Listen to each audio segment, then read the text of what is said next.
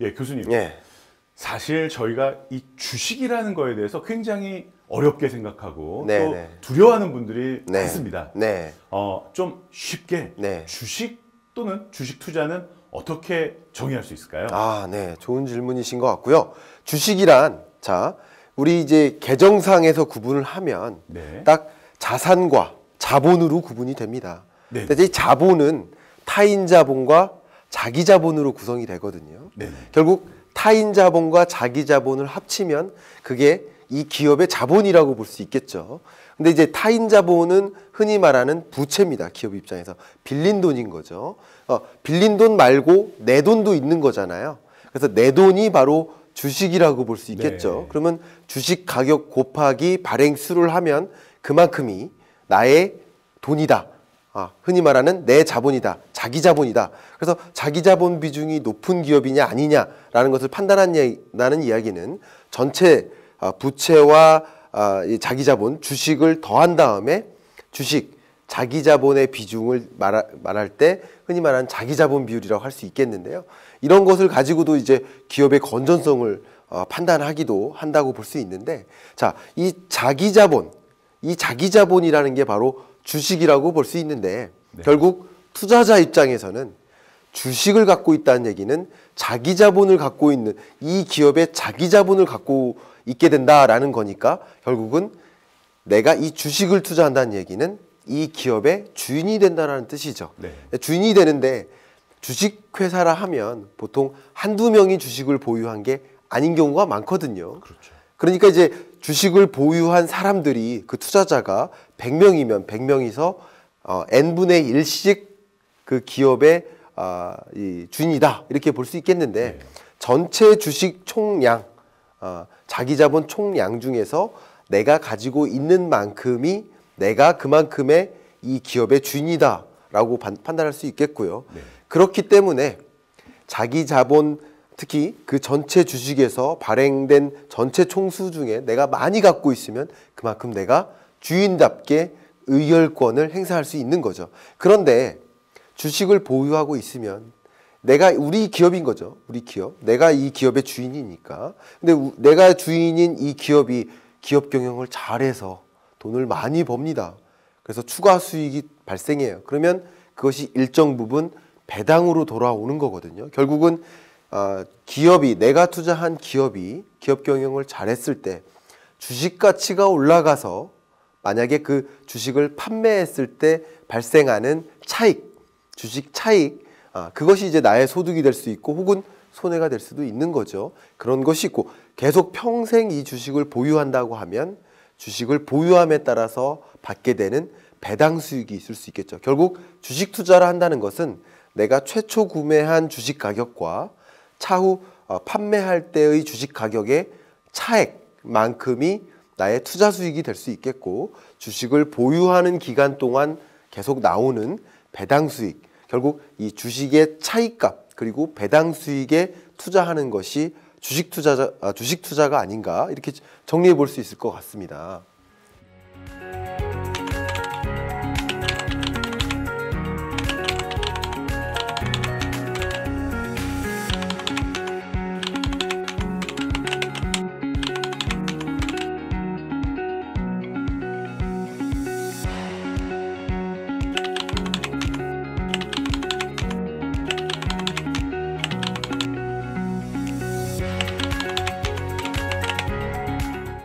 자, 이런 것들이 이제 주식 투자, 주식의 개념, 주식 투자의 개념이라고 할 수 있겠는데요. 그러면 주식 투자의 기본적인 원리, 그 원리를 한번 설명해 주시면 좋을 것 같습니다.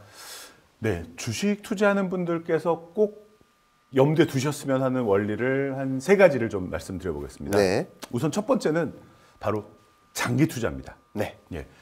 대부분 우리 주식 투자하시는 분들이 아까 말씀해 주신 것처럼 회사의 주인이다 라고 했는데 이쪽 회사 주인 2달 했다가 저쪽 회사 주인 1달 했다가 네. 또 다른 회사 주인 3일 했다가 뭐 이런 경우가 상당히 많습니다. 그런데 쭉 데이터를 보면요. 주식 투자 기간이 길면 길수록 투자 성공 확률은 높아지고 그 변동성도 줄어든다고 합니다. 이 원칙은 미국 시장이든 한국 시장이든 다 동일하게 적용이 된다고 합니다. 네. 즉, 한번 투자를 할 때 신중하게 하되 투자를 한 주식에 대해서는 가급적이면 장기 투자를 하는 습관이 반드시 필요할 것 같습니다. 이게 제일 중요한 첫 번째 원칙이고요. 네. 두 번째는 두 번째 원칙. 분산 투자입니다. 네네. 물론 주식과 채권에 분산 투자하는 것도 물론 중요하지만 지금 대부분의 투자자들이 소위 말하는 몰빵 투자를 선호합니다. 네. 인생 한 번이야. 네. 내가 한번 못 먹어도 고야 하면서 네. 거의 한 종목 내지 2종목에 네네. 내 모든 투자 자금을 올인해서 투자하는 네. 이 몰빵식 투자가 사실은 위험을 키우고 있습니다. 네. 그래서 소위 말하는 이제 포트폴리오라고 하죠. 네네. 계란을 한 바구니에 담지 마라. 네. 그래서 업종별로 분산을 하든지 또는 뭐 대형주, 중소형주 나누든지 또는 뭐 수출주와 내수주로 나누든지 여러 가지 분류 방식에 따라서 좀 포트폴리오를 구성해서 장기 투자하는 게 어떨까 하는 게 이게 두 번째 투자 원리입니다. 네. 또 있습니까? 예, 마지막 세 번째 네. 투자 원리는요. 네. 좀 시야를 넓게 한번 가져보죠. 네네.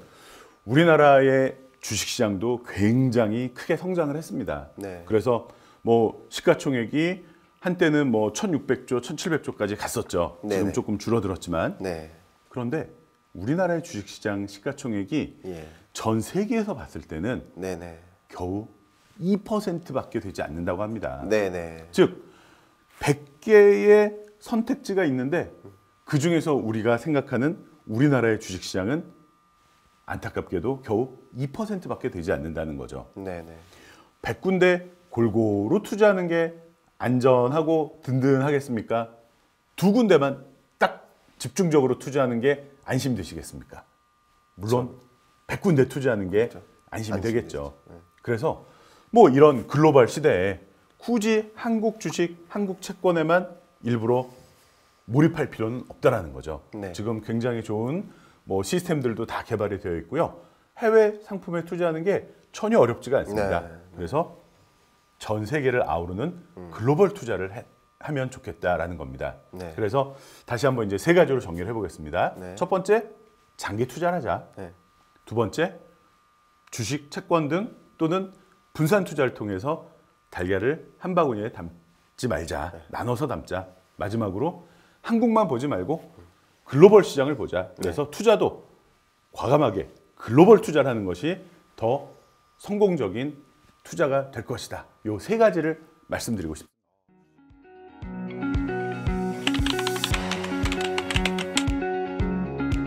주식 투자의 원리 아주 명료하게 설명을 해주셔서 저도 쏙쏙 귀에 박히는 것 같습니다. 예. 자, 그러면 지금까지 뭐 주식의 개념이나 특징이나 어떤 원리까지 여러 가지에 걸쳐서 이제 말씀을 많이 나눴는데요. 네. 저랑 한번 이제 네네. 시청자 여러분들을 위해서 주식 투자를 하는 데 있어서 이런 자세를 가져야 된다라는 그런 여러 가지 메시지를 한번 서로 공유하면 어떨까 생각인데요. 저는 이제 경제를 분석하는 사람으로서 첫 번째 꼭 주식 투자에 있어서의 자세 첫 번째는 경제를 알고 투자했으면 좋겠습니다. 제가 이미 경제 읽어주는 남자라는 책에서 이미 그 제 생각의 명언, 자칭 명언을 한번 남긴 적이 있는데요. 그 명언이 뭐냐면 경제를 모르고 투자하는 것은 네. 눈을 감고 운전하는 것과 같다. 명언 맞네. 감사합니다. 그래서 이런 말을 남겼는데요. 결국 이 주식에 투자한다는 이야기는 뭐 부동산이나 그 밖에 다른 모든 투자 대상도 마찬가지지만 재테크라 함은 혹은 주식 투자라 함은 경제에 투자하는 것이거든요. 네. 그렇기 때문에 경제가 어떻게 흘러갈지를 공부하면서 답만 찾지 말고 그 과정, 해설을 정확하게 이해하는 그런 시도를 하시면 좋겠습니다. 왜냐하면 이 경제를 모르고 투자해서 성공할 수도 있어요. 근데 그것은 일시적인 성공입니다. 중장기적인 성공이 아니고 어쩌면 운이 될 수도 있어요. 근데 경제를 정확하게 이해하고 그 안에서 투자의 의사결정을 한다면 그때의 성공은 바로 실력입니다. 네. 지속적으로 성공할 수 있다는 거죠.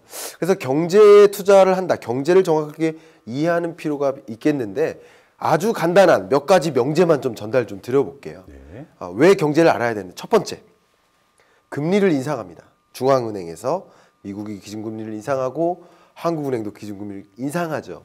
기준금리를 인상하면 반드시 다른 것들이 동일하다는 전제하에서 주가는 떨어지기 마련입니다. 네. 금리는 돈의 가치고 주식은 물건의 가치 중에 하나이기 때문에 금리가 올라가면 물건의 가치는 떨어지기 마련입니다. 네. 주식 가치는 떨어질 수밖에 없죠. 그냥 다른 원리로 생각해봐도 금리가 높은데 굳이 주식 투자할 필요가 있겠느냐 하는 판단 때문에 주식 투자에 대한 수요가 줄거든요. 첫 번째가 이제 금리고요. 그리고 경상수지 흑자라는 것들이 발표가 돼요. 그리고 IMF나 한국은행이나 주요 경제전망기구에서 경제 성장률을 발표합니다. 전망치를. 그럼 그게 긍정적이면 주가는 상승합니다. 부정적이면 안 좋습니다. 그러니까 상향 조정 하나, 하향 조정 하나 이런 경제적인 현상을 이해하면 그 다음날 코스피가 어떻게 될 것인지 명확하게 드러납니다. 그리고 또 경제에 투자한다는 것은 이제 기업을 한다는 거고 산업을 한다는 것인데 어떤 산업이 유망한 산업인 것인지 그 유망한 산업 내에서 어떤 기업이 견실하고 투자할 만한 또 가능성이 있는지를 판단하는 것이 또 중요할 수 있겠거든요. 그런 여러 가지 것들을 고려해 봤을 때 경제를 알고 투자를 했으면 좋겠다 네. 하는 것이 주식 투자에 우리가 응하는 자세가 아닌가 저는 그런 생각을 네. 해봅니다. 혹시 부대표님 입장에서도 혹시 생각이 있으시다면 좋은 의견 좀 전해주시면 좋을 것 같습니다. 네. 경제를 공부해야 된다. 100% 공감합니다. 네. 그런데 제가 조금 더 부담을 더 드리겠습니다. 네. 경제 공부뿐만 아니고요. 네. 사실 내가 투자하는 주식에 대한 공부도 회사에 대한 공부도 또 필요하다는 거죠. 명확하시죠. 네. 왜냐하면 아까 제가 정말 귀에 쏙 들어오는 말씀을 들었습니다.